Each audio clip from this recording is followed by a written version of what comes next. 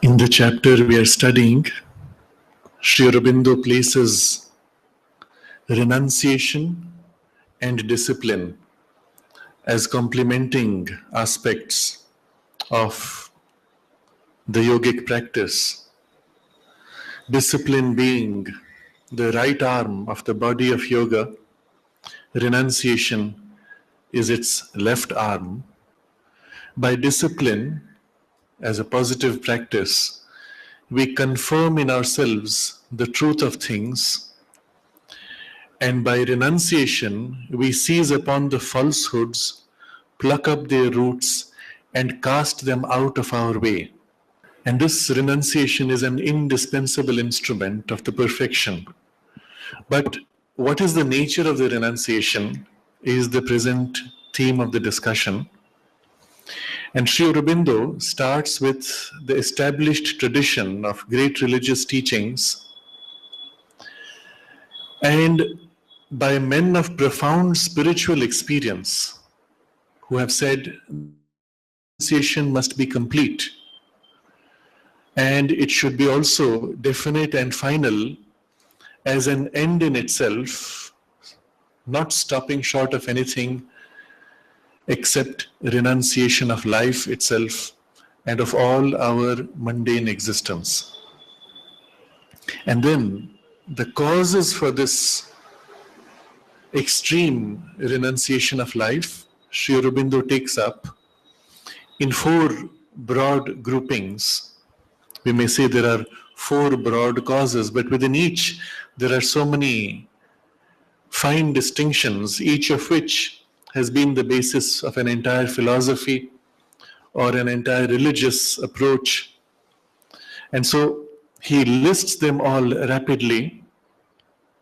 The first category of cause of renouncing the world, he says, is a profounder cause, and that is the radical opposition between the imperfect life in the world as it is now, in our present state of evolution, and the nature of spiritual living. If we have experienced even once in a glimpse the nature of the spiritual consciousness, there is nothing in human experience that can fully satisfy.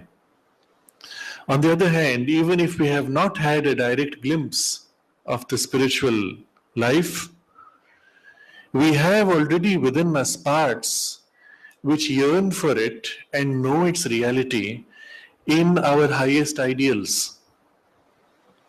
And inevitably, something in us lives in those ideals and in contrast is dissatisfied with the reality of the world as it is, and wants therefore to shrink, to withdraw from the world so that it may lose itself in its ideals, even if it is in a mental fantasy of those ideals. And this is a broad category within which he lists variations which describe the whole world as a lie or an insanity of the soul or a troubled and unhappy dream or a kingdom of the world of flesh and ruled by the devil, and therefore the soul attracted by the divine can only withdraw or get tired of this and abandon the world.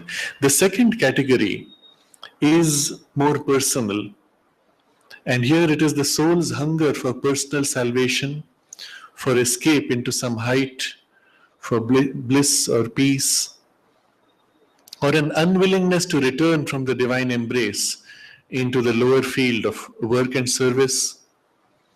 Then a third category, which he describes as slighter causes incidental to spiritual experience. So the moment we have had some kind of experience, these things begin to become strong in us. There is a strong feeling and even a practical proof of the great difficulty of combining spiritual life with the material life, a life of action in contrast with a life of peace, or else the joy which comes in that higher is lost when we enter into the world and we are grabbed by the compulsions of desire. And then a fourth category, which he describes as the lowest of all causes, which is essentially weakness and shrinking from the struggle, disgust, disappointment of the soul, which is baffled. Having attempted so many things, it fails and fails and fails and doesn't know. It's lost, it's confused, baffled by the great cosmic labor. Or even, he says, selfishness, which cares not what becomes of those left behind, as long as one withdraws personally from this monstrous, ever-circling wheel of death and rebirths, the indifference to the cry that rises up from a laboring humanity. And although this withdrawal and escape may be seen in many traditions as a great spiritual attainment, Sri Aurobindo still puts it in the lowest causes of weakness, because such a person, from that great height of spirit, can choose to be indifferent to the suffering of humanity and abandon the world to let it remain what it is, while he himself withdraws into some bliss or some emergence, dissolution into some absolute freedom. And this is categorized as the lowest of the causes. Now, these broad categories, Sri Aurobindo now answers one by one in the reverse order.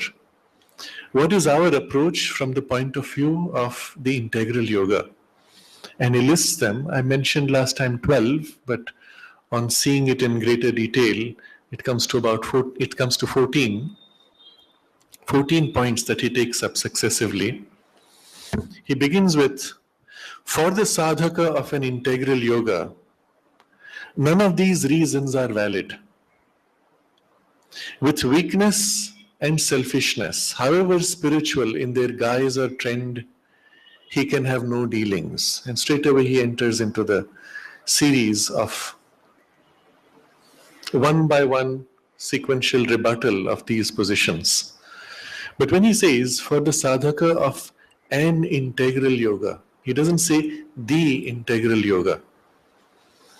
And there's a nuance of a suggestion here. When we say the integral yoga, we mean by that specifically the path charted out by Sri Aurobindo and the Mother in the way they have articulated and formulated the integral yoga. But it is possible for somebody to take up a different approach, still aiming at an integral realization, but charting his path in a different way, structuring it differently, prioritizing differently, taking perhaps a narrower, limited part of the full broad scope of Sri Aurobindo's formulation of the integral yoga.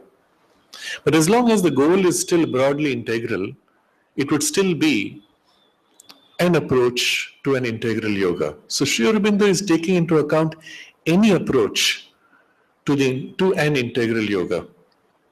And what is the characteristic common to them all? The yoga being integral, it would seem to realize, it would aim to realize the divine in his totality, and therefore would include the world, which is also a part of the divine and a divine manifestation. Otherwise, it would not be integral.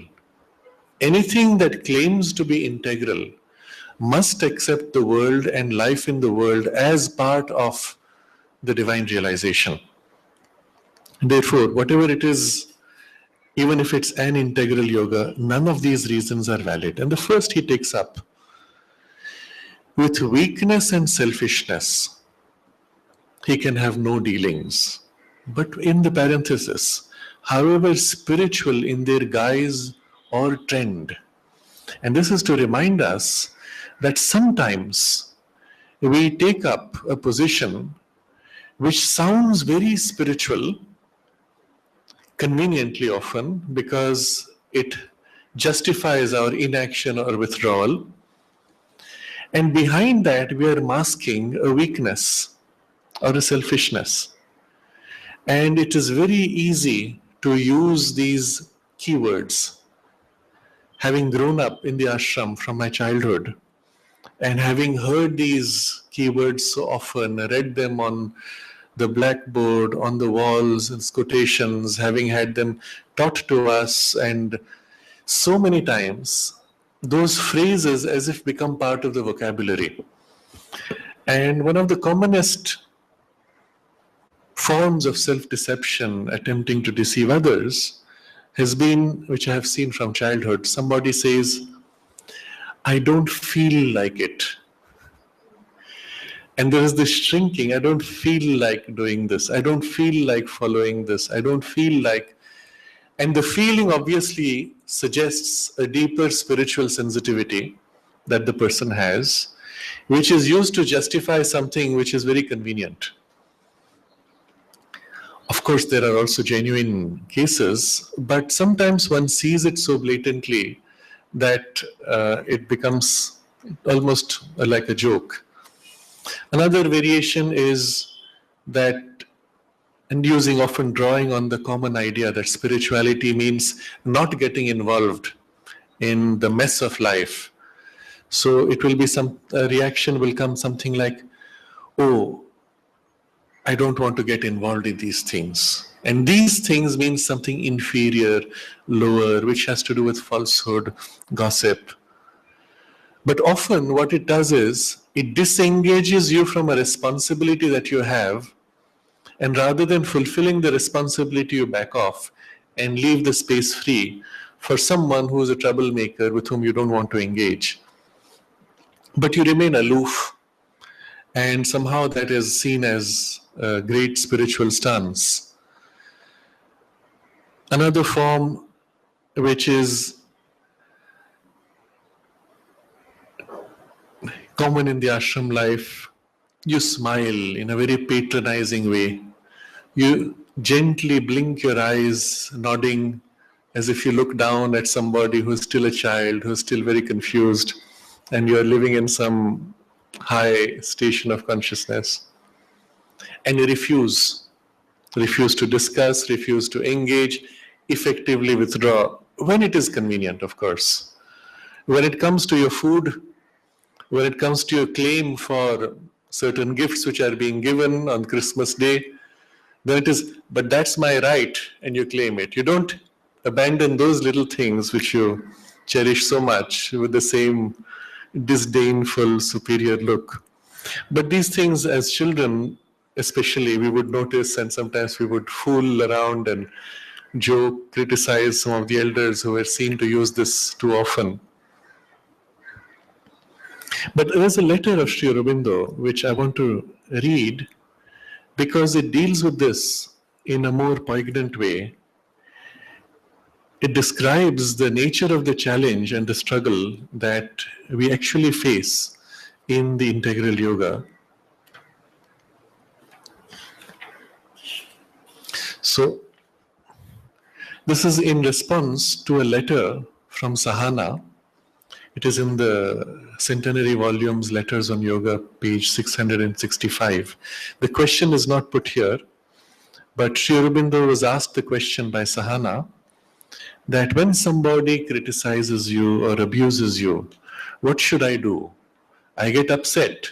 Should I react in anger, or should I keep an attitude of calm and detachment and equality and do nothing?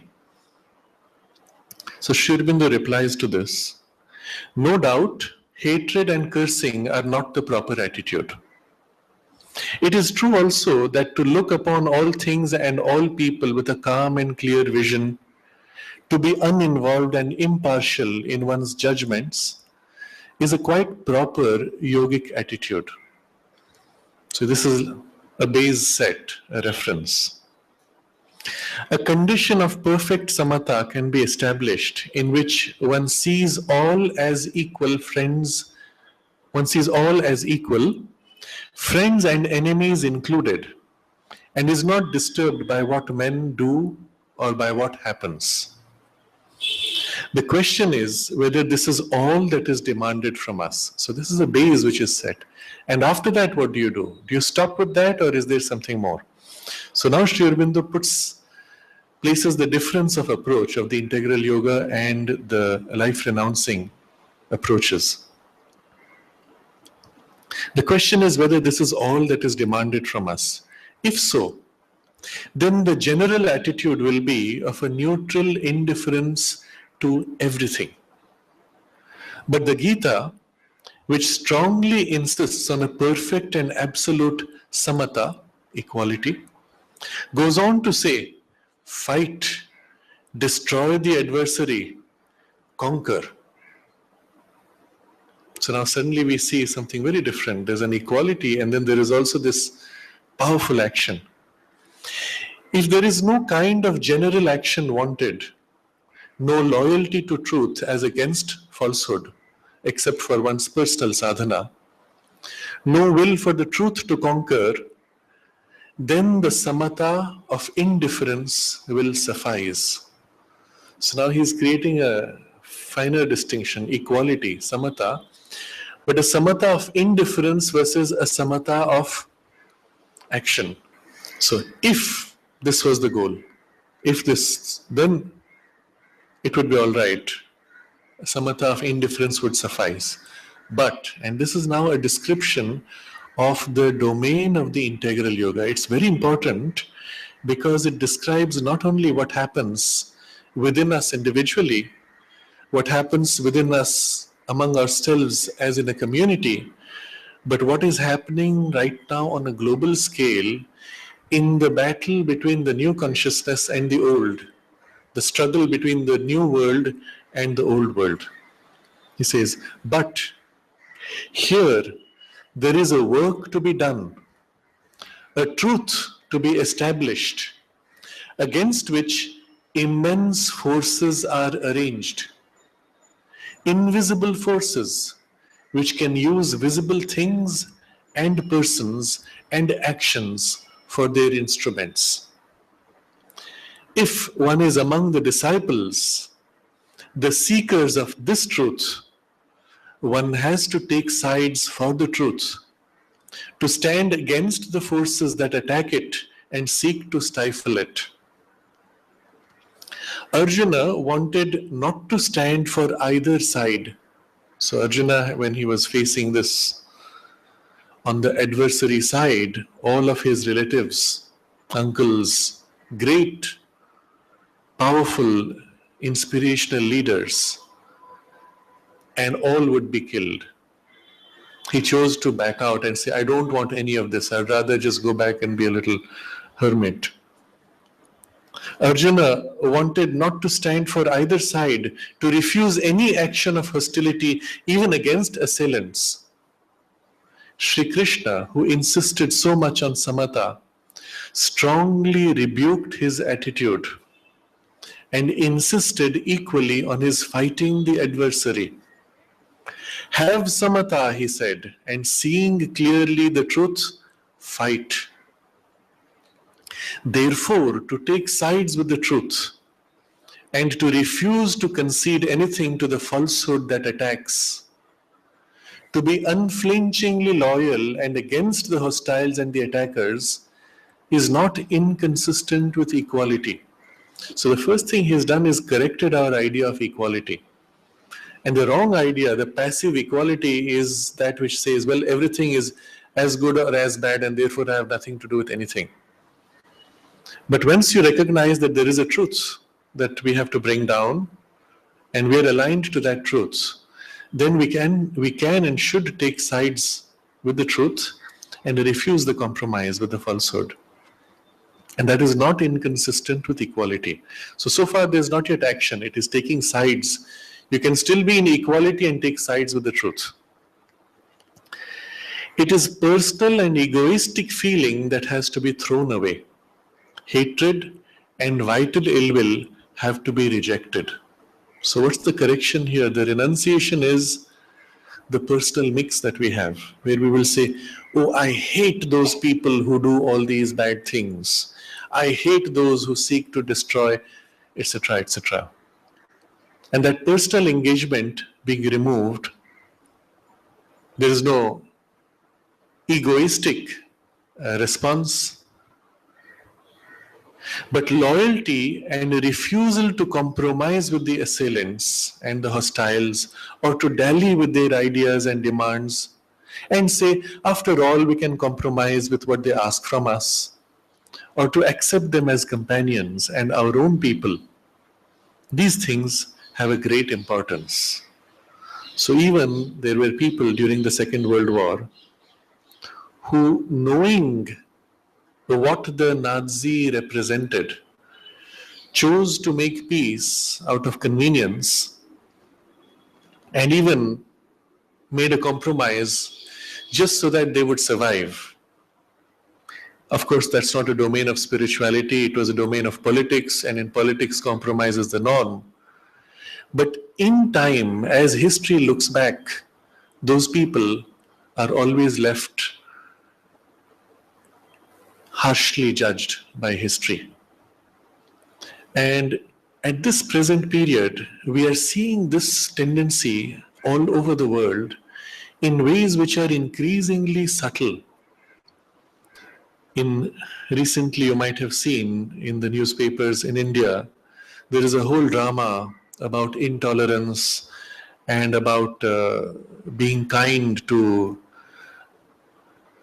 a terrorist who was responsible for the death of 100 people in an attack in Bombay. And there was a whole group of elite socialites who came up against the death penalty, who had candlelight vigils in favor of the terrorist, to say that we should not kill or take human life. And somewhere in the whole discourse, in the public discourse, the point was lost that that man does not see in your way. If you release him, tomorrow he will go out and kill another 100 people. So Sri Aurobindo writes here, Arjuna wanted not to stand for either side, to refuse any action of hostility even against the assailants. So somebody attacks you and you don't want to be hostile to him. You want to say, all right, let's be peaceful, even at the threat of your own destruction. But suppose you manage to overpower, of course you didn't do it, it was a group of policemen who lost their lives in order to capture him alive.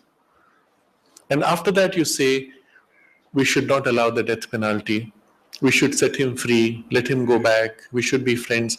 So there's something perverse, something very wrong. But on the front, on the face of it, it seems almost to be an attitude of great pacifism, or even a spiritual attitude. We have nothing to do with anything which is harmful, aggressive, or involving battle, conflict, or violence. Non-violence is placed as the acme of spirituality. So here there's something obviously very wrong, and Sri Aurobindo brings clarity in this kind of a situation where you have to recognize what is it that was attacking. It was not somebody who out of ignorance pushed a button and caused the death of a few people. It was not that out of negligence something fell and killed people. It was a person who deliberately planned, prepared, came fully armed to kill as many people as possible, and was jubilant in what he achieved. And such a person, or such an intention, or such a force needs to be dealt with by different standards. So hatred and vital ill will have to be rejected, but loyalty to the truth and a refusal to compromise with the assailants and the hostiles, or to dally with their ideas and demands. After all, we can compromise with what they ask from us, or to accept them as companions and our own people. These things have a great importance. This is also coming in a context which, of course, this is already in the 30s or 40s, but it was during the period of the Indian freedom movement, when there were, just after 1920, there was a whole division that was created in the freedom struggle when Gandhi turned the whole discussion of the whole dialogue for India's freedom with the British, he turned it away and said, we don't ask for freedom. We ask instead that you give our Muslim brothers the right to follow the Caliph of Turkey as their spiritual and political head. Now, it was a ridiculous position, but it was precisely this kind of, they are our brothers, whatever they ask should be granted first, even before what is a greater truth. And of course, the British were very happy with that. All the momentum for India's freedom was turned away into this Khilafat. Then they conveniently assassinated the Caliph of Turkey, and the whole problem vanished. But the reaction in India was, suddenly in the freedom movement, there was a schism. There was the demands of the Muslims versus the rest, which were two separate objectives now in the freedom struggle. And the Muslims, having been denied what was promised to them, turned and riots started. They attacked Hindus and butchered them in the thousands. And it went on for 3 years. And actually said something like, why do you worry? It is your own brothers who are killing you. You must accept their hand and happily accept to die. When you hear this, it is unbelievable, but this is there in writing. When Hitler threatened to attack England, he wrote a letter to the Prime Minister of England saying that you should not use violence against Hitler. You should fight him with sole force, allow him to invade your country, allow him even to kill your people and rape your women and children, but you will not fight with violence. Now there's something outlandish, quite ridiculous, but that was the form in which the preaching took place. I'm giving these extreme examples deliberately because the guise, however spiritual in their guise or trend, one can cover up many things which essentially are weakness, selfishness, compromise with falsehood, and so on. Interestingly, when the riots took place, the first 3 days, there was the massacre of the Hindus in Bengal. At the end of the third day, there was the reaction. And when the Hindus began to hit back, Gandhi went on a fast, demanding peace and non-violence and stopping of the riots. So there was something which was not quite equal in that whole approach. Unfortunately, that has been projected as an ideal even today. And it leads to a lot of confusion in the public discourse.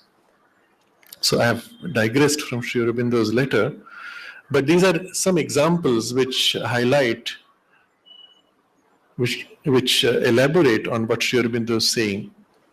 After all, we can compromise with them and what they ask from us, or this idea that they're after all our companions, our own people.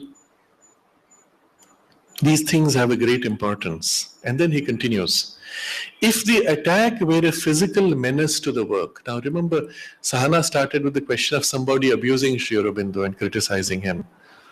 So if the attack were a physical menace to the work and the leaders and doers of the work, one would see this at once.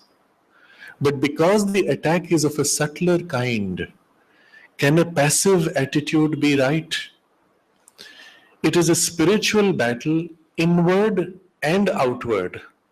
By neutrality and compromise or even passivity, one may allow the enemy forces to pass and crush down the truth and its children. It's very serious. Neutrality, compromise, or even passivity.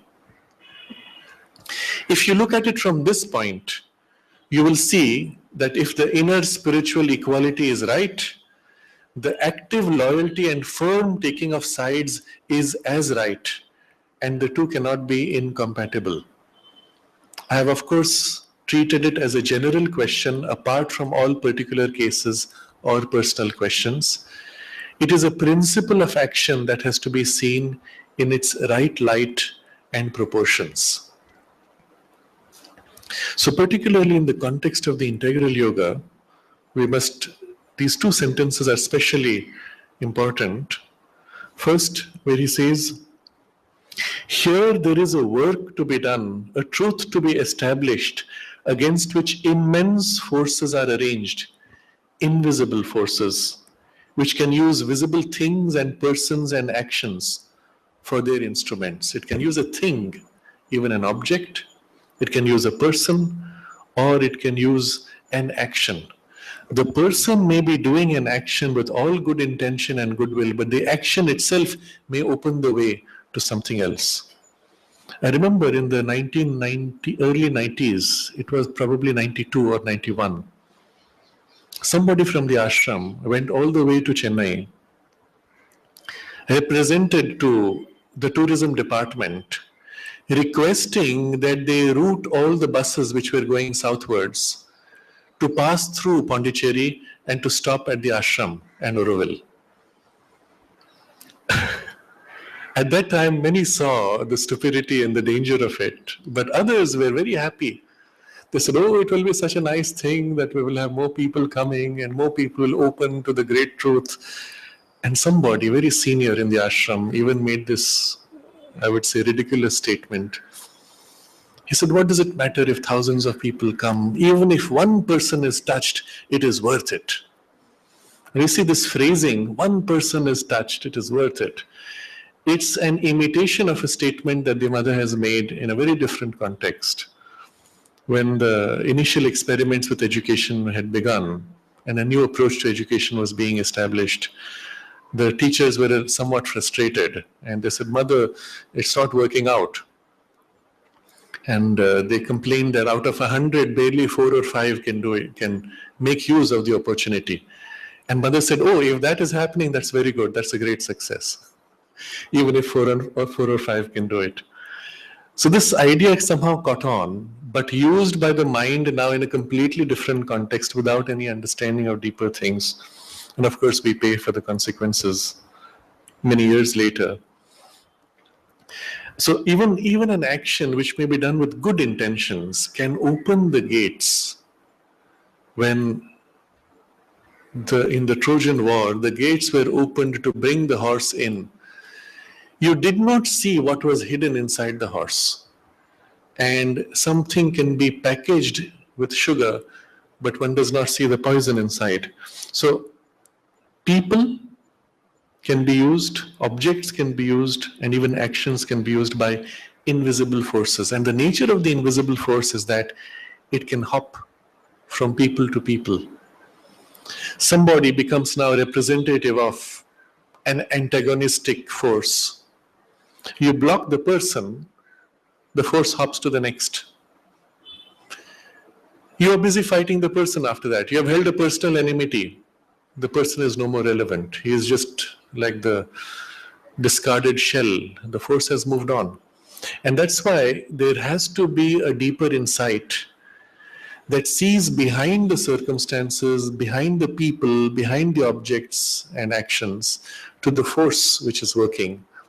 And it is to the force that we have to oppose. To the extent that an individual or a situation becomes a willing instrument to the force, then of course we have to deal with it on that level equally. But where a person is ignorantly an instrument of the force, one would deal with it differently. So this is the first important sentence where he says, immense forces are arranged against the truth which has to be established here.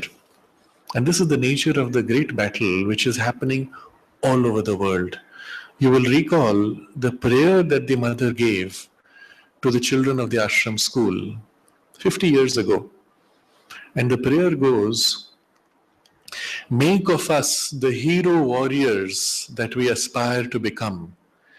May we fight successfully the great battle of the future that is to be born against the past that seeks to endure, so that the new things may manifest and we be ready to receive them.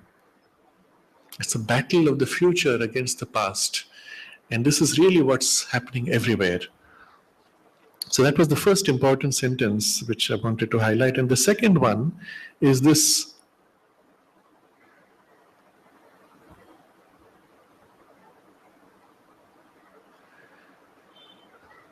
it is a spiritual battle, inward and outward. By neutrality and compromise, or even passivity, one may allow the enemy forces to pass and crush down the truth and its children. And this is a warning, both inwardly and outwardly. On the inner level, sometimes we accept something very simple because it's convenient at that point. You don't want to create a ruckus. And you say, all right, let me compromise on this little point. But in that one moment of compromise, something can get in, which afterwards you struggle to get free from. And eventually you realize it's not worth it. There are certain movements of falsehood, movements of self-deception, lying in certain extreme forms, which we may say, the situation was such, I had no choice. It was the only way I could deal with it. And so you accept. It's a compromise. But at that moment, something comes in which may not be, you may not realize, but the consequences last. So the inward battle, and then there is an outward battle also, which is a spiritual battle still. And that's why the insight also is important, to see behind forms and not to allow any personal hatred, ill will, or egoistic attachments to come in the way. So this is the warning when he says, however spiritual in their guise or trend, the direction may be spiritual sounding, but with weakness and selfish, he can have no dealings, however spiritual in their guise or trend. And then he corrects the picture. What's the other side? What is it we should have instead of weakness and selfishness? A divine strength and courage, and a divine compassion and helpfulness are the very stuff of that which he would be. They are that very nature of the divine which he would take upon himself as a robe of spiritual light and beauty. It's a very simple sounding sentence. One would have normally read it and moved on. But there are some very important subtleties, and the imagery used points to something much deeper. First he says, opposing weakness, there should be divine strength and courage. So the strength allows us to face. We must have strength equal to the force that comes. And then we must have courage. The courage is that which is overcoming the fear of the defeat. So there is one side which is the building up of a strength, and the strength can be, we would use the word, a passive strength even, as opposed to an active strength. An active strength would be a strength in dynamic action, but a passive strength, even a strength to stand firm and not move, not give up, not move, not compromise, but doing nothing apparently. A passive strength, even that. But inside you may be trembling with fear. So courage to face. And what's the basis of that courage? There is a deeper vision which sees whatever the outer form and appearance of things, behind that everything is a formulation of the divine force and consciousness. Even in the opposition to the divine will by the asura ultimately has no existence other than a play of the divine force. And when it opposes the divine, it is opposing his own identity, which is the divine himself. Therefore, in the long run, ultimately, the divine victory is certain, whatever may be the appearance in the short term. And that's why there is this very powerful message that the mother gave. She said, Put yourself entirely on the side of the divine, and the victory is ultimately certain. But there are two key words here, entirely and ultimately. We, of course, cannot put ourselves entirely because there's so many parts in us which we're not even conscious of. And so there's an internal struggle as much as an external. And then ultimately means it may take time. And it may be beyond your lifetime sometimes that the victory has to take place. When Sri Aurobindo and the mother worked for certain changes in the world's circumstances, this was a requirement.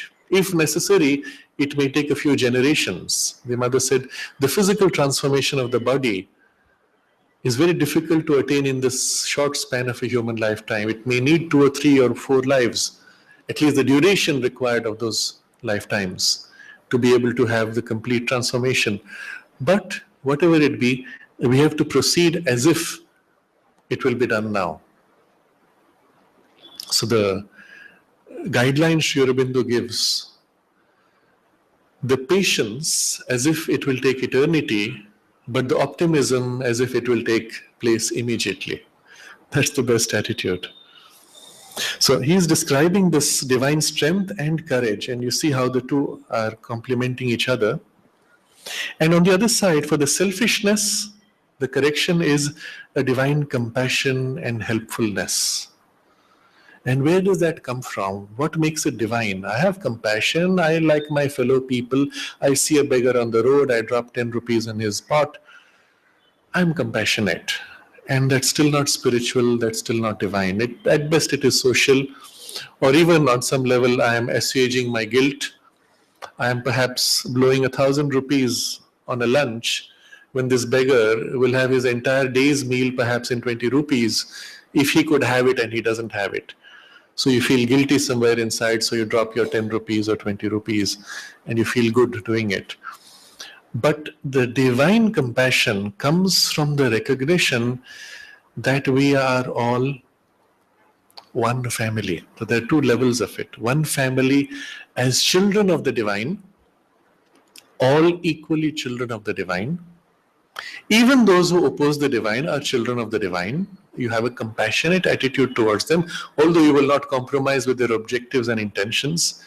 You are compassionate to their condition of being completely lost and having lost their way in relation to their true purpose. But still, the compassion originates with the sense of all of us as equally children of the divine. But there's a deeper compassion where it becomes truly spiritual when we see all our forms of the one divine unfolding, playing out its game through so many different emerging forms, including the forms right to oppose the divine will, or the condition of ignorance where it is confused, it does not know what is truth and what is falsehood. And all of these forms are equally forms for the divine play. You see the suffering, the struggle that all these forms are going through. Just the struggle to emerge into individuality is a journey which has taken 1 billion years of life struggling to take form, get individualized into mental consciousness. It's such a long struggle. And so much suffering for such a long time on such a large scale of the whole universe. Every living creature on some level is suffering, struggling to survive, to grow, to emerge. And you see all this. And who takes the burden of it all?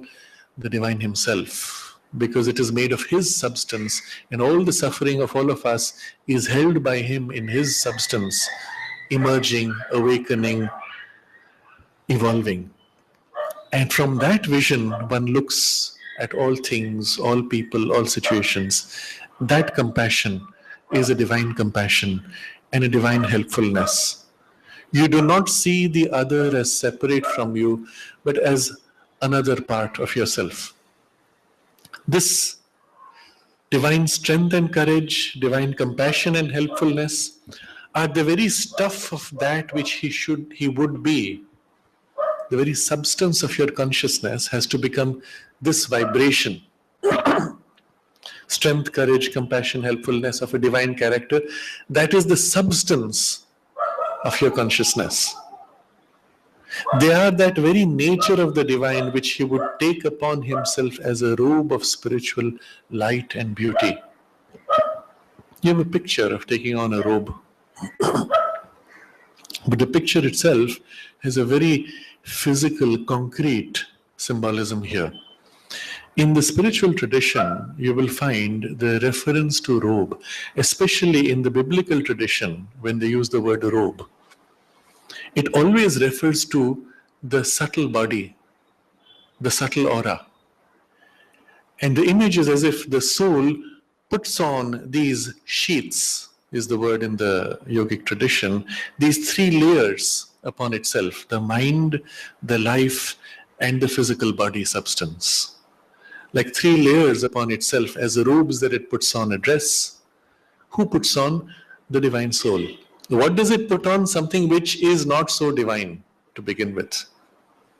But having put it on, allows him to engage with the world as an individual in the mind, life, body domain of divided consciousness. If you remove these three robes, the soul cannot engage directly with matter. So he has to put on these robes, but the very robe that he puts on dulls, clouds, darkens the soul's light. So in a sense, the integral yoga involves transforming this robe, the three robes, the three sheaths, so that they become no more concealers of the soul's light, but revealers and representatives of the soul's consciousness. For that, they have to become of the nature of the soul and then unite with the soul to become a continuous expression of itself. Now this picture, if you take it all the way to the culmination, the mother describes how in the supramental world, you have clothes which are a form of your own consciousness. They are not separate things you put on. It's your own consciousness which appears as a robe, as a form, as a clothing.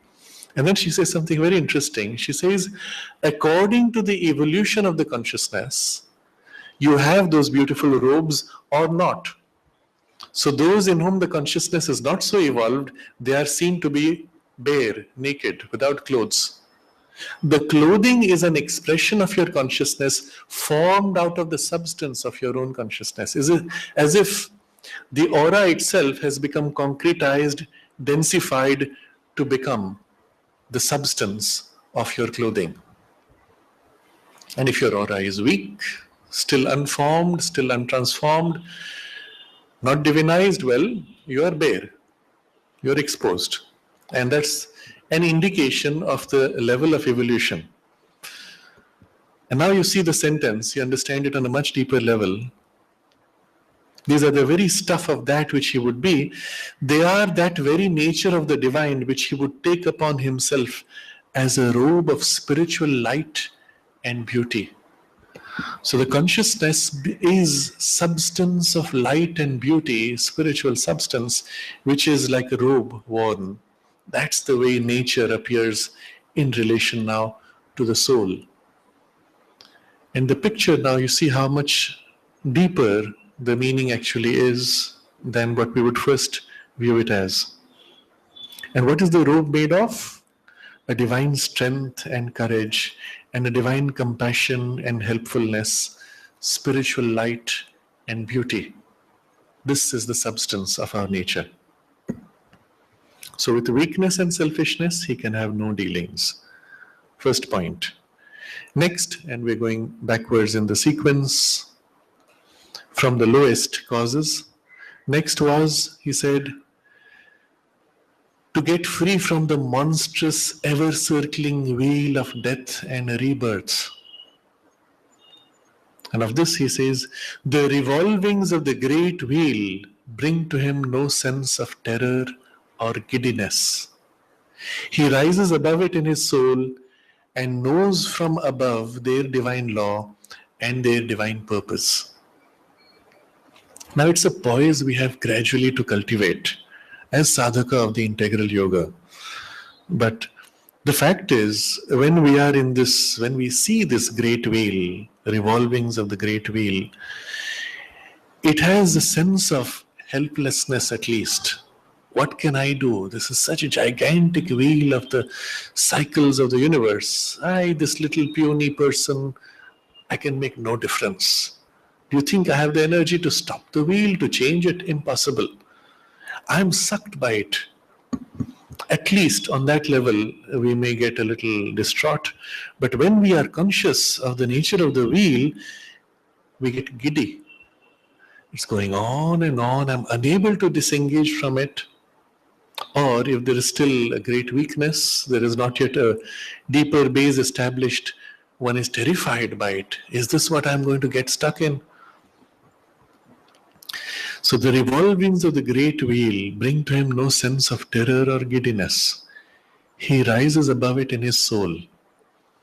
And the soul need not be the inmost soul. If it is the inmost soul, the psychic being, it's very easy.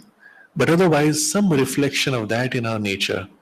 We look at the whole domain of life. We see these gigantic cycles of civilizations, rising, falling, over thousands of years. And I have chosen to enter this domain for the adventure. That's how the soul sees it. The psychic being looks upon all this and says, what an adventure, what a surprise. I'm going to be surprised at each moment. There's nothing here which I can foresee perfectly. I will always be caught by surprise. And what an opportunity for growth. So something of that tends to reflect in the consciousness when we are more in tune with the psychic vibration. Rise above and knows from above their divine law and their divine purpose. So we see, and this is the beauty of Sri Aurobindo's writings, he shows us, makes us understand why things are the way they are, how they have served to bring us where we are going, in what way they help us further, and in what way they change as we go further in consciousness. Seeing all that, understanding all that, we say, oh yes, this makes a lot of sense. And we don't have that revolt, we don't have that disgust of something which is not understood, which can only be abandoned because it is unchangeable. Third, and the third was the problem of not being able to harmonize the divine life with the human life. So he says, the difficulty of harmonizing the divine life with human living, of being in God and yet living in man, is the very difficulty that he is set here to solve and not to shun. By definition, the integral yoga says we have to realize that here. And so we started with that. Very simple. Can it be done? Yes, of course. Sri Aurobindo has given not only the logical rationale, but also the experiential foundation of it. Unlike philosophies, which see the force, the energy of the world, Prakriti, disconnected from, separate from the divine consciousness, Sri Aurobindo shows how this energy itself is an inferior working of a higher spiritual energy, which is directly the power of God. And so there is a power of manifestation, which is a divine power, which as it moves into manifestation, transitions into a fragmented consciousness where the divinity is no more seen. There it becomes Prakriti, mechanical nature. We do not see divinity anymore. But behind that appearance is still that divine power, which secretly uses the mechanical appearance to swing things, mold things, and lead to something great which is intended. So we see this. Next was the great question of the joy, the peace, which we lose in taking on life, which we gain when we abandon life. He has learned, the sadhaka of the integral yoga, he has learned that the joy, the peace, and the deliverance are an imperfect crown and no real possession if they do not form a state secure in itself, inalienable to the soul, not dependent on aloofness and inaction, but firm in the storm and the race and the battle, unsullied whether by the joy of the world or by its suffering. So, very many interesting suggestions. First, we were looking for joy, peace, and deliverance outside the world. And he says that is an imperfect crown and it is not a real possession if it is not secure in itself. Now, what if you are given all that joy and peace as long as you remain locked up in your little jail cell? Would you accept that? Obviously not. The moment you come out of that cell, you will lose all your joy and peace. And that doesn't make much sense. But that is effectively what the ascetic does when he withdraws. And the withdrawal into that joy and peace is itself insecure. Even as he sits in his cave, a bird flying by may disturb his joy and peace and security because it awakens in him certain desires, certain memories, and so he must shut his doors completely. So there are many stories in the yogic tradition, in the Buddhist tradition. One of the famous ones is this ascetic who lived in his hut, and he had a little loincloth which he had to wash and hang to dry. And one day he discovered a rat had bitten it and torn it. So he said, this will not do. In order to defend himself from the rat, he got himself a cat. And in order to look after the cat, to feed it, he had to get it milk. So he had to get a cow. And in order to feed the cow, he got married so that there would be a wife who would look after the food and the kitchen and the cow. And then to look after the wife, he had to have children. And very soon he was lost in his world which he had withdrawn from. Very simple story, but it shows you how the nature of life is, if you catch one tiny piece, at the end of that thread is the whole universe. And so the ascetic way says complete elimination of all contact, all engagement. Of course, that's not possible. The only way you can have it is even when you withdraw from the body. As long as you're in the body, well, you have to eat, you have to do certain things. So the ascetic way tries to make those things as flat and bland as possible, not allowing your desires to come in. So in the Jain tradition, when the monks go out to beg for food, whatever food they get, they have to crush it and make it one common pulp to make the taste as bland and flat as possible. And yet, after all that, what happens? You fear desire.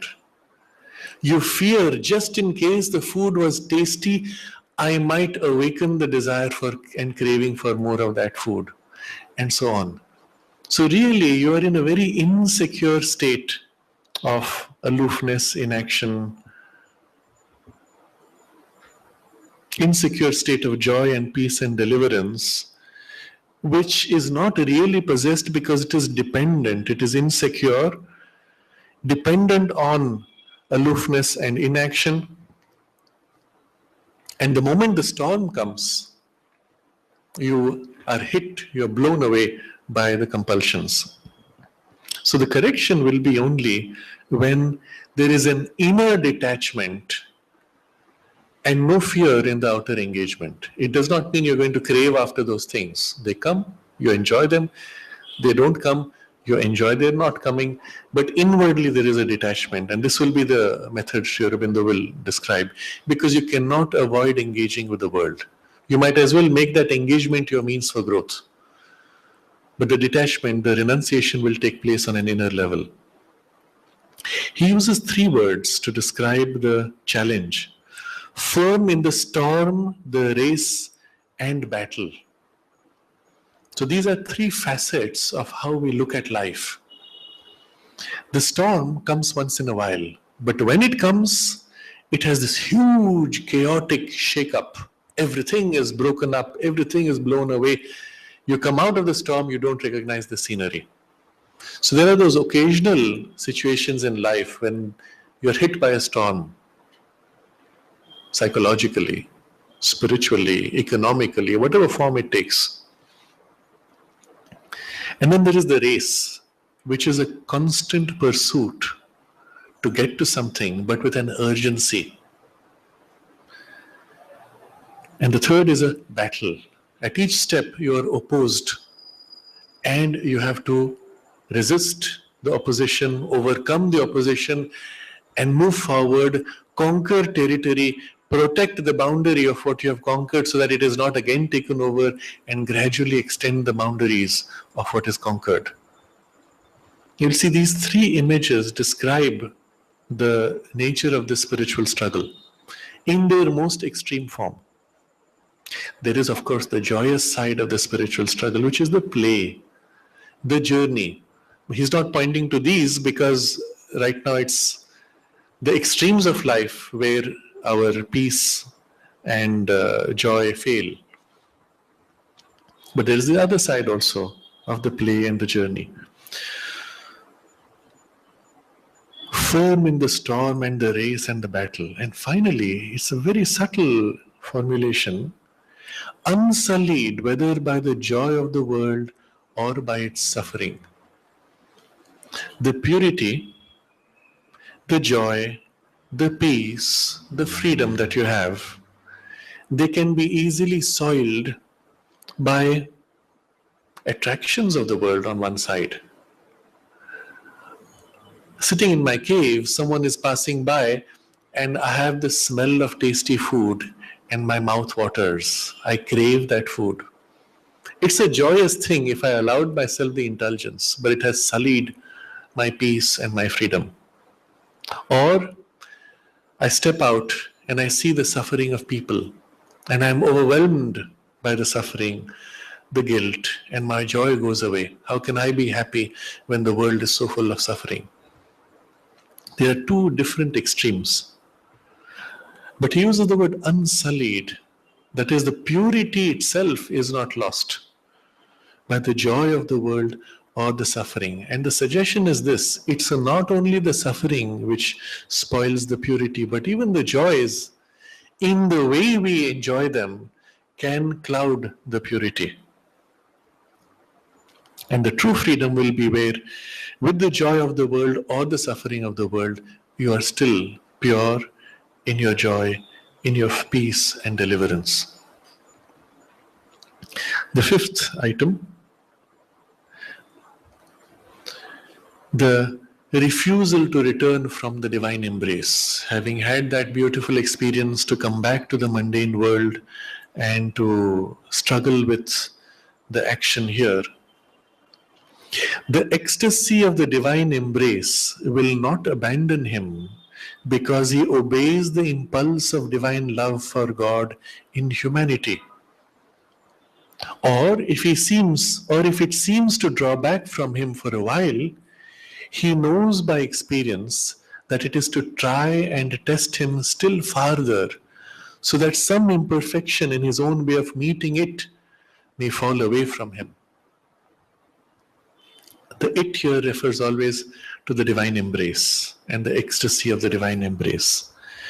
When we have that experience of embracing the divine, whether in a state of deep meditation, in some inward high state, when we feel that embrace, or whether, as can happen momentarily, with eyes open, in engagement of life, perhaps in nature, in a beautiful space, we experience that.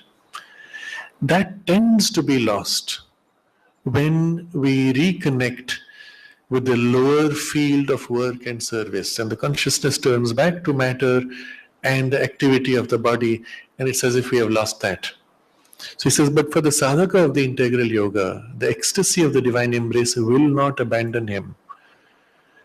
Because what does he doing when he acts? He obeys the impulse of divine love for God in humanity. So when he engages with the world and with humanity, it is not that he leaves behind God, it is God in humanity that he is serving. So the consciousness turns to the perception of the divine in all beings, in all things, in all objects. And the service is towards that. And where does that impulse come? The impulse of divine love for God in humanity. So it comes from that, when you have that embrace with the divine and you receive the divine love, it fills you and it flows back to the divine. It is not only flowing back to the divine in his transcendence, but also in his universality and then in his individuality. It is the same divine love filling him which flows back to the divine now in the domain of forms. But even with that, occasionally it may draw back from him for a while. And when that happens, he knows by experience, because it always comes back. He knows by experience that it is to try and test him still farther, so that some imperfection in his own way of meeting it may fall away from him. It's a very profound truth here. There is an imperfection in the way we meet the divine embrace. That is why we don't feel the divine embrace. Let's start with the normal human being in the normal life of the world. Where is this divine embrace? I don't see it. Whereas the bhakta who is living in the ecstasy of that embrace looks around him and says, what are you talking about? Everything around you is divine embrace. The wind which is blowing against you is the divine embracing you. The light of the sun is the divine embracing you. The sound of the birds is the divine embracing you. This ground you stand on is the divine embracing you. The air you breathe is the divine embracing you from within. What are you talking about? So we have examples of Ramakrishna Paramahans who had these ecstatic experiences. Everything was the divine and the beloved. But this divine embrace is seen by him because he meets it in the right way. Is not seen by me because I don't meet it the right way. And what's my error? The first biggest flaw of my meeting him is I start by defining myself in separation. I, not I. So when I've cut myself off, everything else becomes not I. Where is the question of the embrace? So there is the correction in essence, going back to the essence of it in its simplest way. We would say, remove the ego barriers and immediately you feel the divine embrace. But there are so many levels of the barriers in the mind, in the heart, in the senses, in the body, etc. But still, even in some part, if it is sufficiently removed, it hits you because everything is already the divine, already embracing you. There is no other truth. And so we start with a major flaw, imperfection in our way of meeting the divine embrace. Therefore, we don't feel it. As the journey proceeds, that major flaw is as if reduced, bits of it removed, until we begin to feel it. It begins to leak through our separative consciousness, and we feel glimpses of the divine embrace. Eventually, it comes to a point where we feel ourselves overwhelmed by it. But we are not conscious that there are still parts remaining where the gap exists. And so every now and then, the divine embrace disengages from us. And and we know it is to point out to us here, this is the layer which now you need to remove to complete the embrace. And it is as if our consciousness is brought to engage with that very thing where the barrier exists. And then we work to remove the barrier, make more perfect our way of meeting it. And once again, it surges back more complete, more beautiful, more ecstatic. It is this image which is represented in the symbol of Sri Krishna stealing the clothes of the gopis. The gopis, these are the cowherds who are busy in their life. They are churning, they are milking the cows, churning the curd to draw out the butter and to make the ghee. As you see, the whole description is of the consciousness undergoing transformation. The milk itself always symbolic of the clarity of the mind consciousness, which is further clarified, the butter separated, further clarified, and goes through a process. And the soul is busy going through that in their own little individual homes. And they hear the call of Krishna's flute. And the call itself is the divine calling the soul. And they forget everything. The pot they're holding falls from their hands. And they're compelled to seek the source of that heavenly music. And they chase after him. And eventually he leads them into the forest. He is playing. He hides behind the trees. When they can't find him, they're about to give up and return to the world. He reveals himself briefly. And so they pursue him deeper. And unknowingly, they are taken away, farther and farther away from their engagement with the world until they're lost.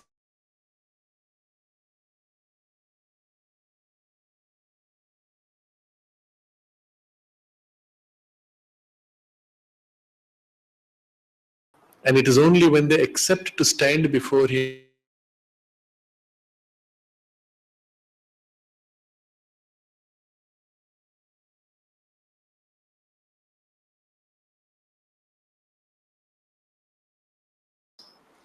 we have all these layers, clothes, which separate us. And it is as if peeling off those layers of separation, the divine embrace will not abandon, because he obeys the impulse of divine love for God in humanity. Or if it seems to draw back from him for a while, he knows by experience that it is to try and test him still farther, so that some imperfection in his own way of meeting it may fall away from him. Next, there was the question of withdrawing for personal salvation. Personal salvation he does not seek except as a necessity for the human fulfillment, and because he who is himself in bonds cannot easily free others, though to God nothing is impossible. Very interesting correction. First, he sets a certain rule. You can't free others if you're not yourself free. And then he puts the caveat, God can still use you who are bound to help free others. There's nothing impossible for him. But what is it that personal salvation means? He does not seek. In the integral yoga, you don't seek personal salvation, because remember, the goal is a manifestation of the divine in life and in all life, implying therefore a collective realization, a collective manifestation, a collective transformation. If I alone am able to do this separately, individually, there's no possibility of a collective manifestation, and therefore personal salvation has no meaning, except as an intermediate step, so that I can sufficiently free myself to be able to engage with the world and perhaps even to help others on a new foundation, as a necessity for the human fulfillment. And because he who is himself in bonds cannot easily free others. Very subtle suggestions when he says easily. Even if you're in bonds, you can free others, but not easily. But when you are free of bonds, you can free others easily. It is said that in the physical lifetime of the Buddha, there were several dozens of disciples who had attained to the nirvana as he had, just by the impact of that proximity of the transmission of his experience. It makes it so much easier when you embody and it radiates from you. But even if you didn't have it, there's so many examples in history of teachers whose disciples became greater than them. And there was a time when the disciple had to move on because the teacher was not capable of doing much beyond whatever he had got. In Sri Aurobindo's own life, we see this when Lele told him to silence his mind, taught him a certain method. Sri Aurobindo just followed, and within 3 days he attained to something which was far beyond what Lele had even glimpsed. So after that, Lele said, well, you should not do that. It's the devil who's leading you. And Sri Aurobindo said, thank you very much, and he left. anybody can become an excuse for the divine action to help awaken another. They say from the mouths of babes, little children may say something and suddenly you say, oh yes, and you're freed. So in the Zen Buddhist tradition, they use this powerfully through koans, statements which don't make sense with pure logic, which compel the mind to free to another level, transcending sensory logic, and things like that. Any situation, anything could become a trigger if the divine uses that for someone who is ready. Though to God, nothing is impossible. Next, item 7.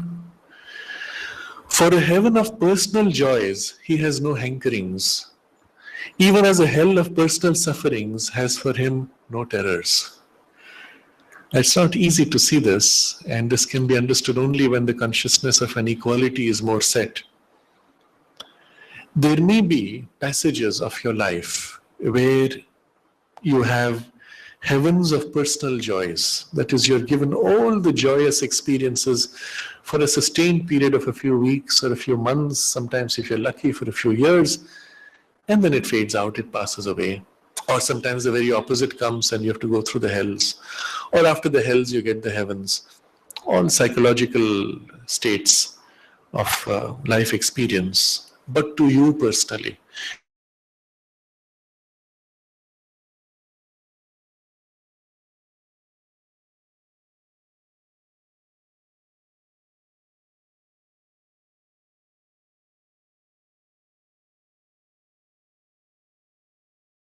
personal sufferings or personal joys equally are seen from a consciousness which stands back, views these all as modes of emotional reactions, and does not fear either, nor is attached to either. And then, 8th item, if there is an opposition between the spiritual life and that of the world, it is that gulf which he is here to bridge, that opposition which he is here to change into a harmony. So now we come through the first causes. The second causes were all personal. We have completed the personal causes and we come to the first. And here was this opposition, the gulf between the divine consciousness and the material life. And where there is this opposition, from the perspective of the integral yoga, it is a gulf we are here to bridge, an opposition which we are here to change into a harmony. Again, we ask the question, is that possible at all? In the way Sri Aurobindo articulates this, he explains how the material world, the material life, is not only a manifestation, although it seems disconnected, it is also a symbolic representation of realities of the higher domain. And therefore, behind and within each thing right here is a principle of the spiritual up there. Where is it? Here. For our physical representation, we say up and down. But where is the spirituality? Right here, intermingling with the material reality. The principle is hidden inside or behind this physical form, process, or activity. And so if we can as if cut through the appearance and tap into that, here is a spiritual stream emerging out of this very same thing which was totally unspiritual to begin with, to my appearance. And in this way, because the principle of the higher is embedded in the working and form of the lower, therefore everything can be reconnected to its spiritual source. And as that reconnection becomes more and more overt, the principle on which the outer form worked is replaced by the inner principle, and there is what we call the transformation. And because Sri Aurobindo explains it in this way, we are convinced not only that there can be a bridge between this, across this gulf, but that there can be even a harmony and a real manifestation. The bridge here, each of these words is very suggestive. The bridge here represents the supramental consciousness, which links the upper Sat Chit Ananda domain of undivided consciousness with the lower mind life matter of the divided consciousness. You remove this linking principle and suddenly the two are separate, cut off from each other, which is what happens in the traditional Vedanta.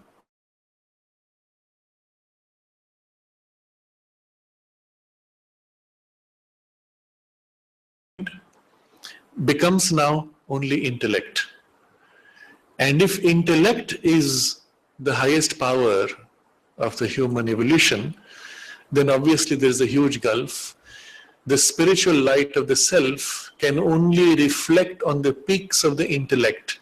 That's the image given in the conventional Vedantic teaching. Human being like a mountain. The bright upper part, where the snow is clear, is our intellect, pure, bare in its high thinking. The light of the self, disconnected, reflects from the intellect purified, and that's as far as you can go. Beyond that, you have to abandon life and body to merge in the self. But the moment you bring back the principle of the supermind, it is one consciousness which is at once identified with the oneness because it is a power of the Satchidananda.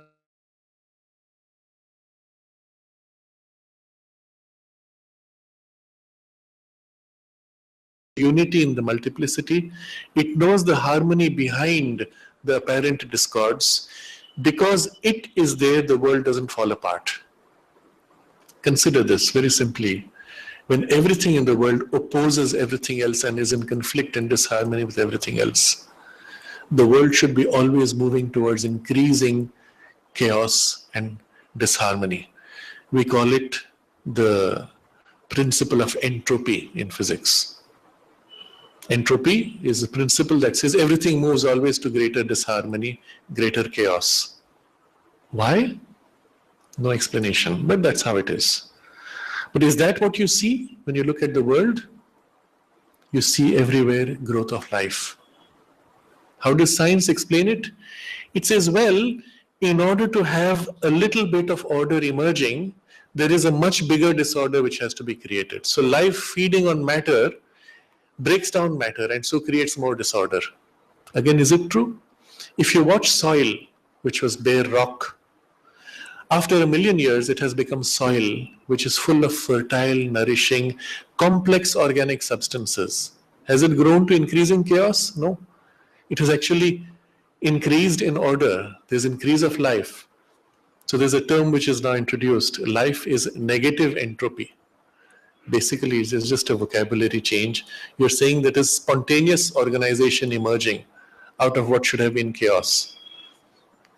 But that's all you can say. You don't understand why. Because there is supermind, things don't fall apart. It holds the whole universe together and even compels things to come together. When two things opposing each other are forced in a clash, it is because supermind holds secretly their inner harmonizing truths, compels them together to extract that principle, to make them learn to harmonize each other, to force an evolutionary change. And that's how it leads the whole journey of the universal evolution. And that's the bridge, linking the spiritual life and the life of the world. And then the opposition is turned into a harmony as this comes forward more and more.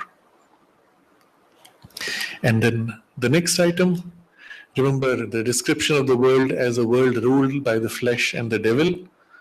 So Sri Aurobindo very quickly picks up all these short points. If the world is ruled by the flesh and the devil, all the more reason that the children of immortality should be here to conquer it for God and the Spirit. Children of immortality is a Vedic phrase, Amritasya Putraha. Amrita, immortality, not mortality, is the domain of the Satchidananda. And the Veda says we are children of immortality. Putra, children, sons of immortality.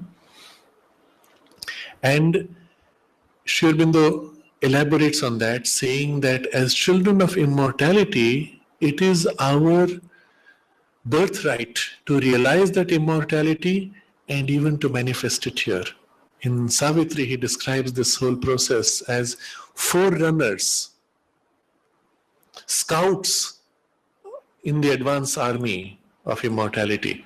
So it is as if we are immortality invading the domain of mortality, consciousness of oneness invading consciousness of division, and establishing their pitching camps, pitching the tent. It's how it describes in Savitri.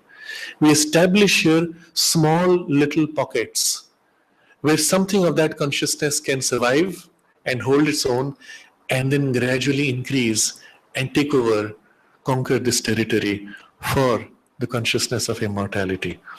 So, all the more reason that the children of immortality should be here to conquer it for God and the Spirit. And this same idea you will see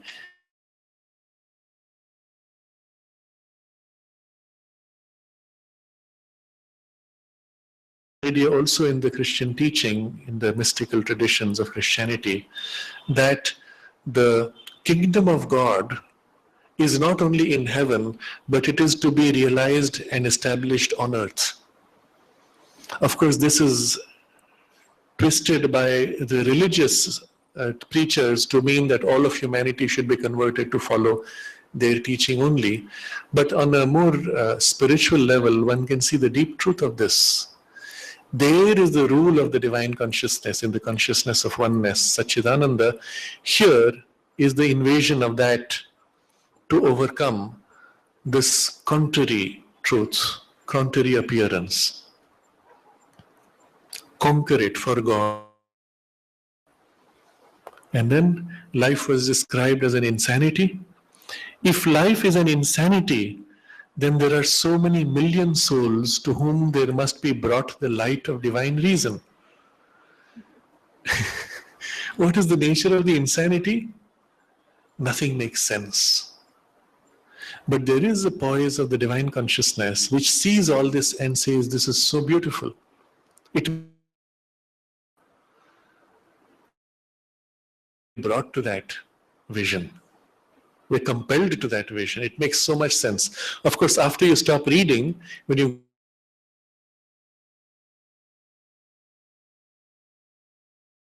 read again and everything becomes crystal clear, you note that as long as their light fills your mind, fills your heart, even to some extent can fill your senses, then everything can be seen for what it truly is. At least one begins to see it more truly. And it is that light which gives you the illumination, the sight, the reason, divine reason. The analogy is exactly the same as human reason. If you remove human reason, human behavior is driven purely by moments, instincts, and desires. When reason comes, it's as if it brings light over those instincts. We learn to rein in certain instincts, divert other instincts, and move to something more constructive in the long run. We learn to set aside short-term, desire-driven goals for long-term ideals. What does it? The light of human reason. But in exactly the same way, there is a light of the divine reason which fills the mind and the senses, and suddenly we see the same world in a very different way. And that needs to come. So many million souls to whom there must be brought the light of divine reason.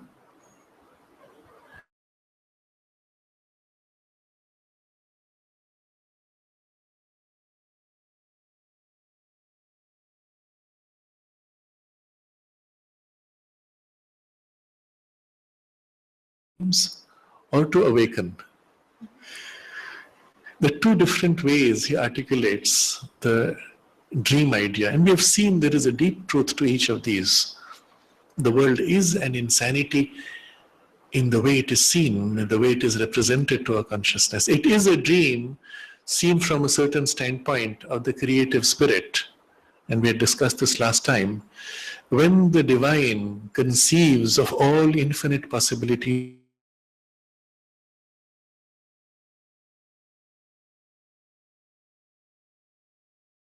fact real, which but for the dream would not be wholly true, from Savitri. It is a fact, it is a reality for those who are living in it and experiencing the dream as we.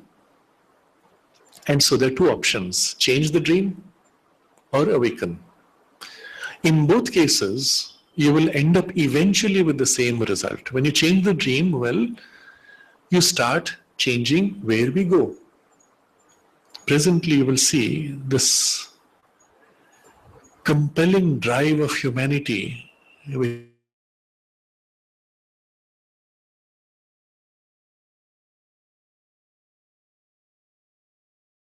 reducing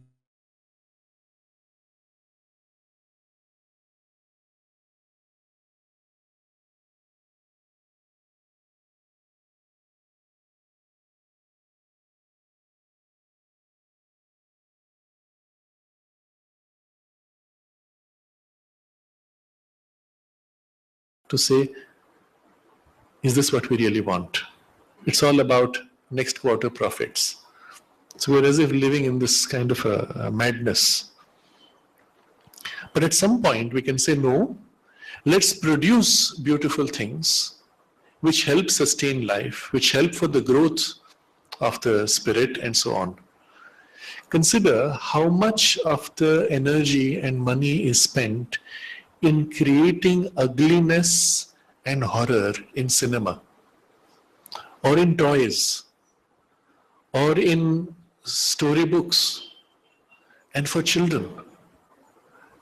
And we could just as well have used that same creativity and that same energy and resource for something which creates a beautiful ideal. Why does one have to give a little child a most twisted, perverted, ugly character? There is a festival called Halloween, popular in America. I was shocked to see now it's coming into India. As do all things American through American movies. It's starting in India and Bombay. They've started it in a big way. You wear the most ugly, perverted, demonic forms and dresses and go out, scare people and have fun. What's happening actually when you put on those masks, you're putting yourself in relation to those powers.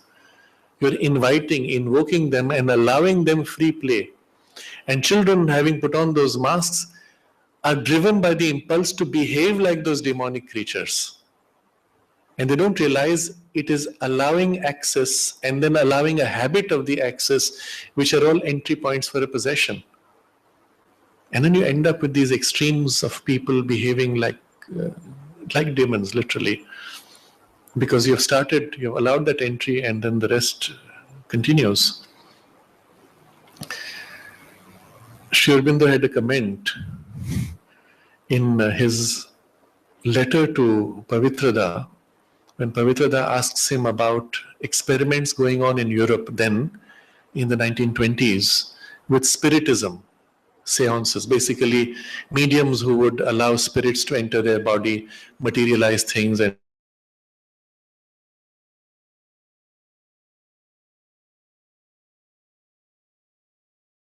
very strong. He says,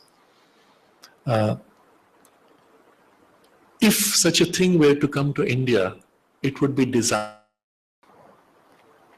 But this is just to point out that we could consciously choose to have nobler dreams. Or, he says, to awaken from the dream. And what happens when we awaken? What is the dream actually? The dream is when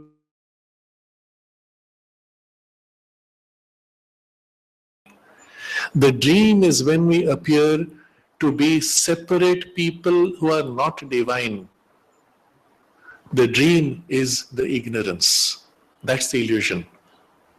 And so to awaken from it is to see the truth. And what is the truth when we look at the universe? Physically even, it is substance of divinity. Because we have put on our eyes the glasses of division, divided consciousness, because we live in a divided consciousness, that vision of unity of the divine consciousness is split for us into divided objects, and therefore disharmony, ignorance, etc. You remove those glasses and you see the unity, and as things are, you experience the divinity. And of course, your relationship with everything changes, their relationship with you changes. Spontaneously, there is the manifestation of the divine harmony and unity. So with the dream, either we change the dream or we wake up. For so many dreamers. Or if a lie, remember mithya we discussed last time? If a lie, then the truth has to be given to the deluded. Well, if the world is a lie, there must be some truth. What is the truth? Is it behind the appearances? Is it beyond the world? He doesn't discuss all that. Get the truth. But you still have to engage with the world to reveal the truth. And then finally, the last two, which go back to the very highest justification for abandoning the world. Nor, if it be said that only by the luminous example of escape from the world can we help the world, shall we accept that dogma. Since the contrary example of great avatars is there to show that not only by rejecting the life of the world as it is can we help, but also and more by accepting and uplifting it. So there were two arguments at the highest level. One said that you can help best by withdrawing from the world, and the other said that the world is after all a play.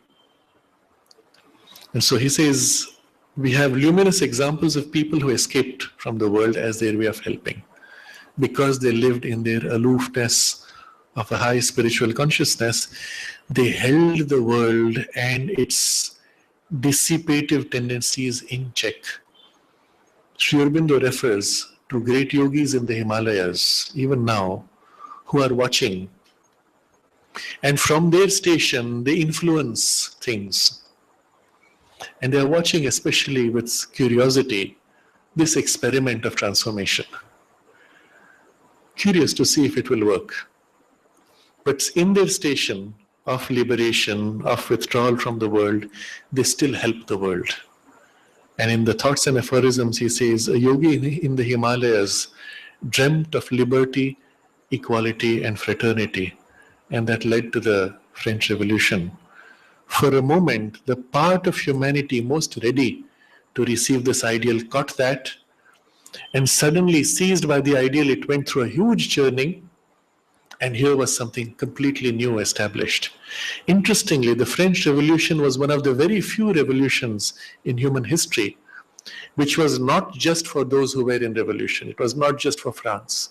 It was for the world. And the ideals which it established, the French Republic and the French ideals of liberty, equality, fraternity, they became established not only in Europe but all over the world. And today they are considered such normal things that you can't imagine a world where these three things were not. But that became the agency through which that ideal established on the whole world, but emerging from one man's dream, coming from that high station. So we have these great examples of people who are helping the world by withdrawing from the world, but Sri Aurobindo says the greater examples are the avatars. Contrary example,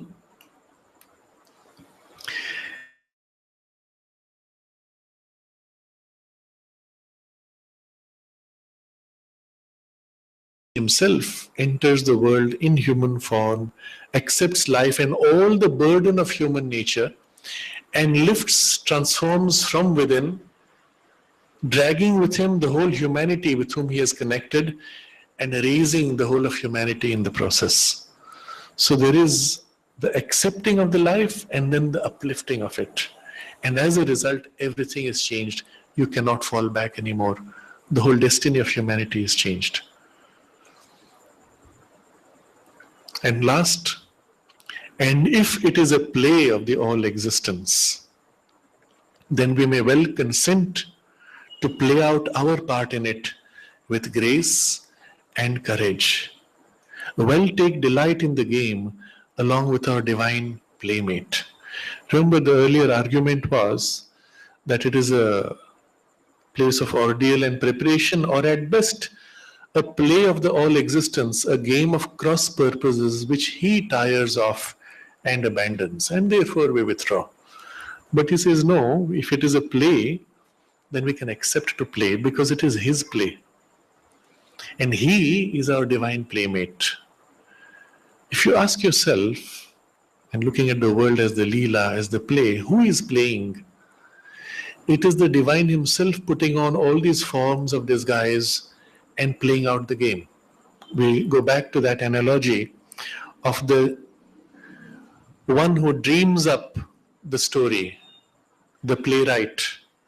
He thinks of all the characters and he visualizes the characters entering in conflict, building a tension, resolution of surprise, and a twist in the story at the end. All the characters he creates are himself parts, facets of his own consciousness. All the situations he engages are himself playing out his own consciousness. And if this is what we are truly, each one of us is himself choosing to play out this life experience. And the other is himself choosing to play out that life experience, that line of growth, different from this line. The other person's line of growth is not my line of growth. Mine is unique. There is no other than me who goes through this line of growth. If there was, he would be me and we would be one anyway. So each is unique and is myself experiencing a unique facet of the journey and its highest. So every time you find somebody that you're jealous of, think of it this way, that's yourself experiencing that line of development. And this is yourself experiencing this line of development. There's no need to be jealous. You rejoice in the other person's experience and growth. Take delight in the game, and always behind the masks, it is the same one divine playmate. And we play it out with grace and courage. So with this, he puts the approach of the integral yoga to all these justifications for withdrawal of the world. But after all that, the conclusion states it succinctly. What is the way the integral yoga faces the world? The next paragraph. But most of all, the view we have taken of the world forbids the renunciation of world existence, so long as we can be anything to God and man in their working out of its purposes. We regard the world not as an invention of the devil or a self-delusion of the soul, but as a manifestation of the divine, although as yet a partial, because a progressive and evolutionary manifestation. Therefore, for us, renunciation of life cannot be the goal of life,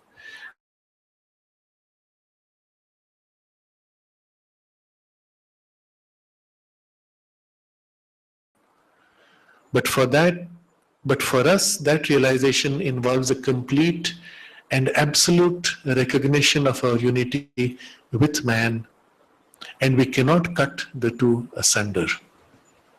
It's a very interesting discussion after. But this is the starting point of our approach to the world. Now recall when we started this part of the study, it was to observe the parts in us which align to these different tendencies. And in those parts to bring about these corrections. And having done it to all the parts in us, because there's always a part in us which aligns to one of these 14 different justifications to withdraw from the world. When these have been corrected, we harmonize the whole of our being around this one vision.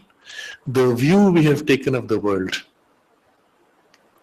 is that the world is a manifestation of the divine, although as yet a partial manifestation, Because it is a progressive and evolutionary manifestation, there is a gradation of the manifestation. We are in between in the journey. So we'll continue this text in the Friday after 2 weeks, which is 20th of November. The next 2 weeks I will have to be out of station. We can pause here for comments, questions, anything you want to share.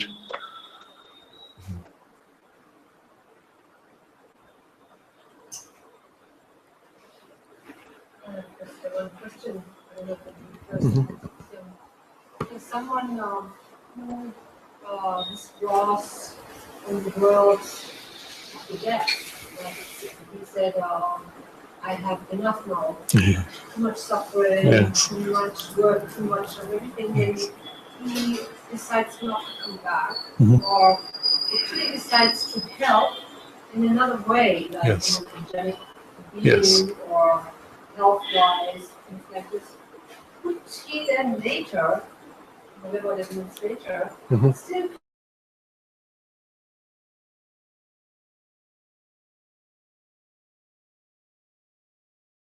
Yes. that you retrieved after Yes. centuries? There are cases where people having crossed over after death choose to help across, and the theosophists refer to them as helpers, and they engage with people who are making the transition or people who are in great suffering. They will try to intervene to help them, put positive ideas. Somebody who is in distress, they will help them to get around the problem and things like that, as angelic beings intervening. But if they are evolutionary souls in their origin who are helping in an angelic way, eventually it is the choice of the soul to keep that engagement to the world. In fact, the very fact that they have chosen to help people shows that they have kept an engagement with the world and not withdrawn from it. And so they will eventually take birth when they feel it necessary, or even if not taking birth, they are helping because they want to change the circumstances of the world. The angels also, Sri Aurobindo makes a comment that those who are attracted, not only angels, let's even include demons, those are attracted to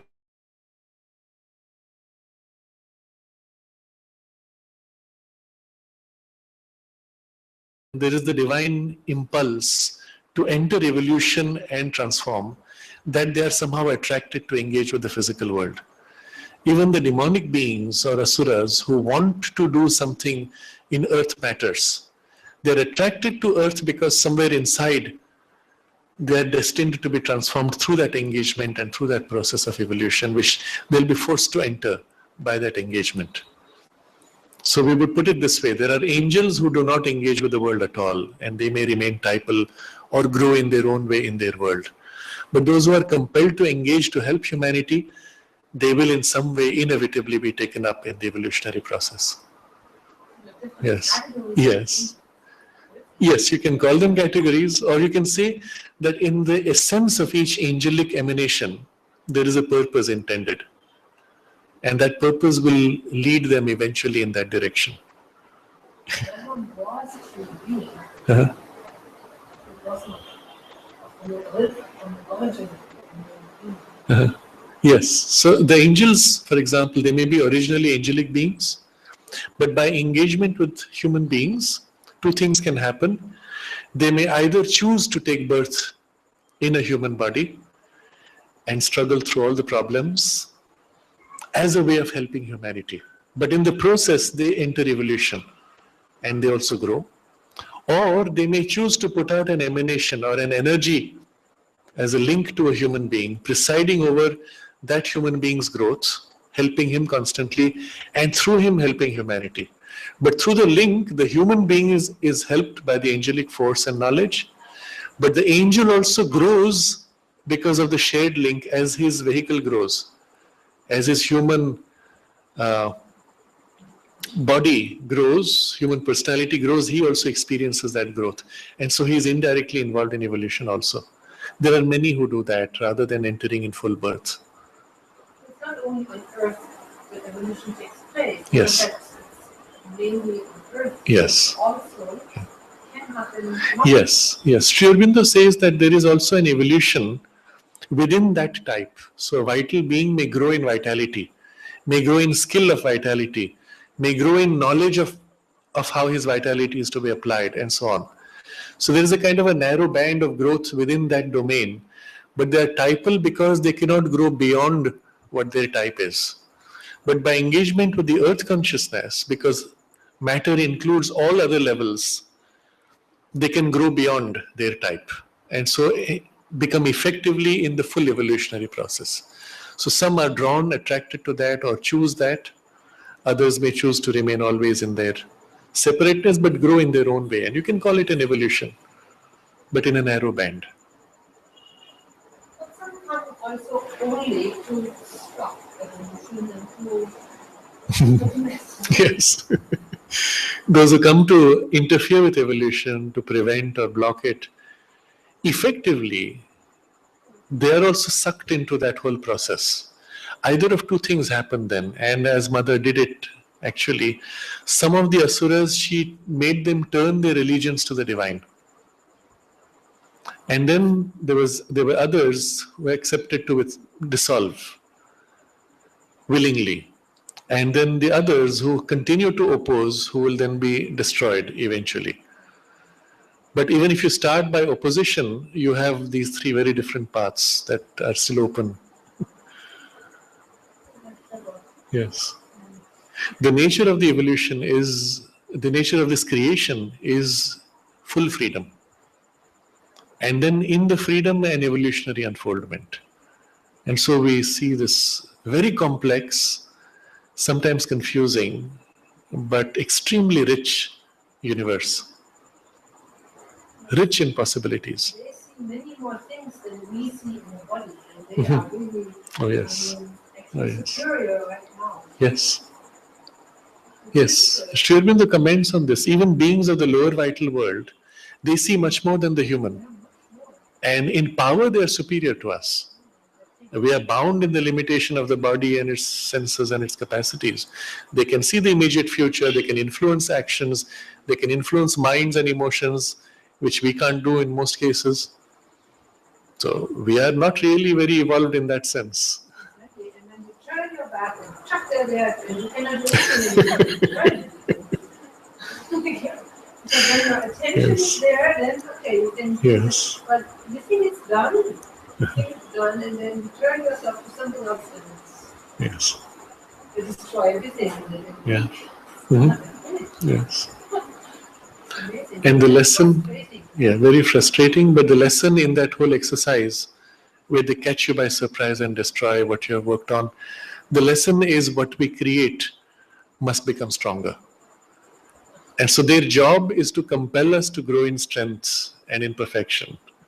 And sometimes things are so, I mean, set in such a time frame that Yes. I'm not good to see this. Yes. It's not mine who can change this anymore. That's the pity. That's where the collective effort can make all the difference, because we can create a space where together we are able to do more than we could individually. We have to work together. And so while you focus energies in this aspect, somebody else fills the need of the vigilance, which is more natural to his temperament.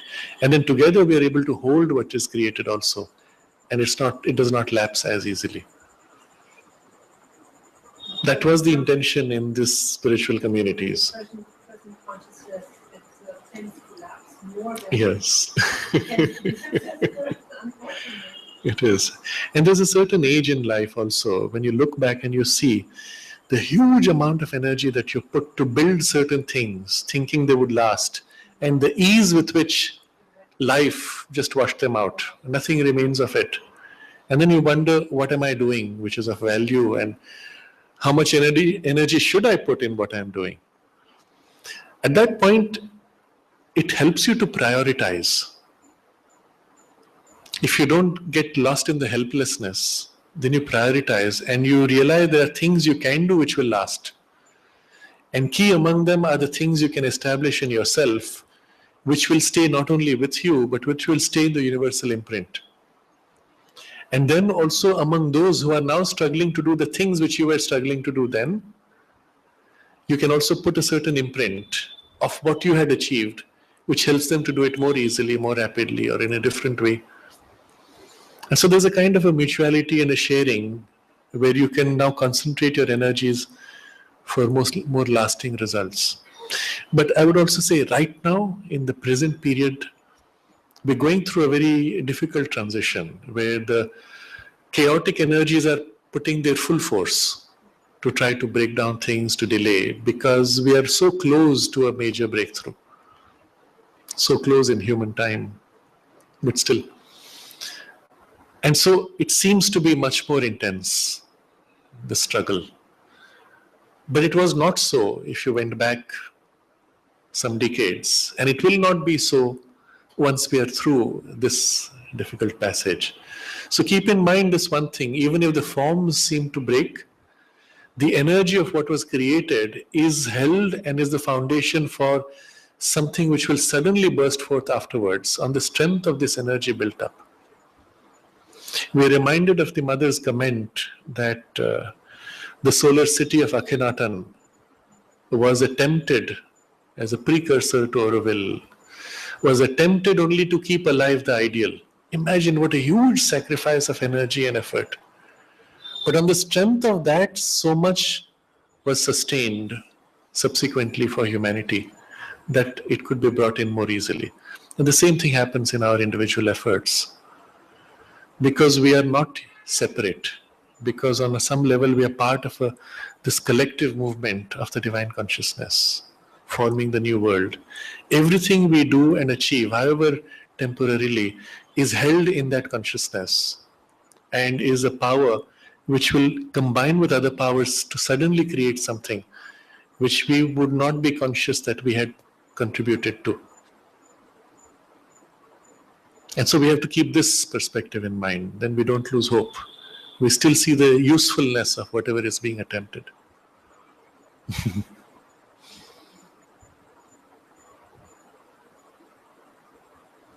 When the storm is raging, the things you put out there will get smashed. And so those are the times when you have to withdraw, so to say, and protect within the most precious things. Preparing for the time when the storm passes and then you draw them out and once again unleash them, release them into the world. So it's one of those passages which we have to specially protect and cherish. I'll share with you this question which I had placed. This was in a conversation with Sufi mystic Llewellyn Van Lee. I don't know if you've heard of him. He's very yogic in his teaching. And he was discussing this period of transition where he said in the early 2001, 2002, there was something very special that came down, and a light and a possibility of a huge breakthrough. And then suddenly the darkness came and overwhelmed and blocked and created this confusion. And he has been seeing the last few years the light of the earth dimming, the spiritual light of the earth dimming, and the darkness filling. The clouds which were on the horizon surging to cover up the points of light and to stifle them. And then he said, but there's a passage. Behind that passage, there is huge illumination. The light is all there waiting. It's just the question of this passage, how long and how we cut through it. So I asked him, how can we best contribute in this effort, in the transition? And he said two things. I found them very interesting. First, he said, to protect what is there, to protect the spiritual spaces that we have, individually and collectively. Because there may be a passage, even if it is brief, where all over the world you will see a kind of a suffocation of the spiritual light. But there are pockets already formed. And these are the pockets where we have to as if consolidate what is there, rather than pushing to expand, just consolidate and hold. Intensify and strengthen the light within those pockets, however small or big. The islands have to be strengthened. Second, he said, I don't remember the exact words, but it meant connect with people. Because it is through that engagement that people will receive that touch, that light, that nourishment which they need to survive through this difficult passage. And for me especially, it was very useful because I had come to the conclusion that a period of isolation was necessary even to strengthen this.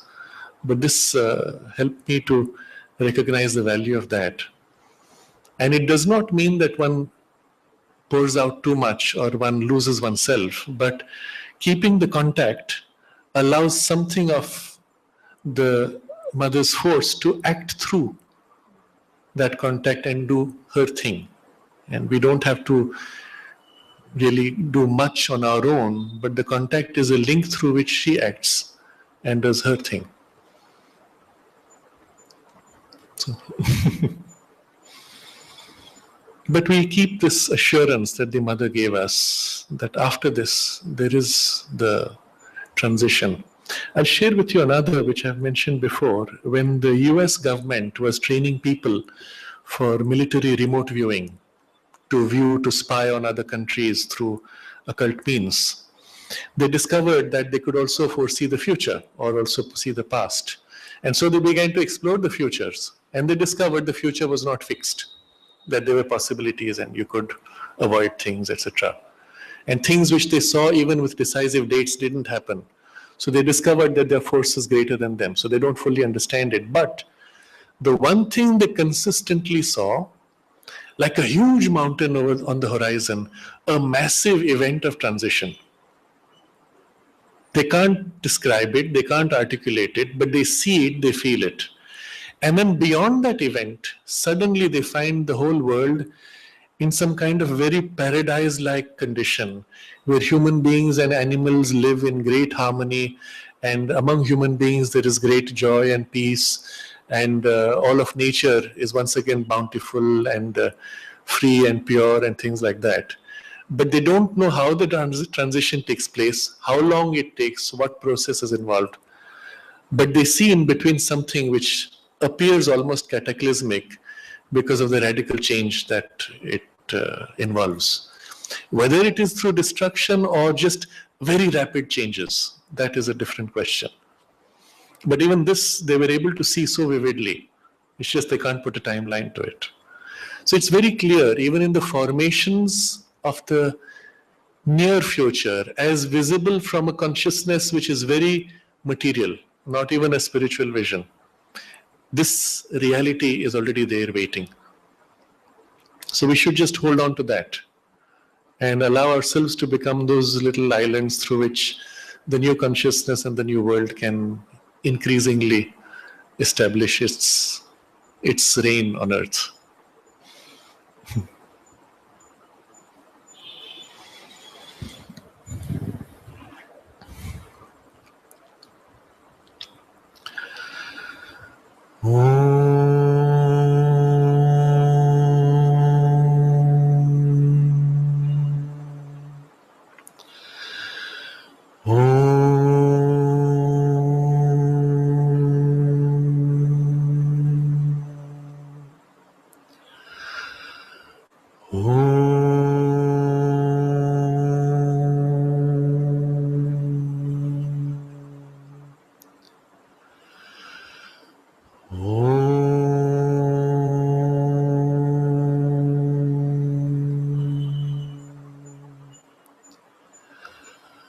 Oh.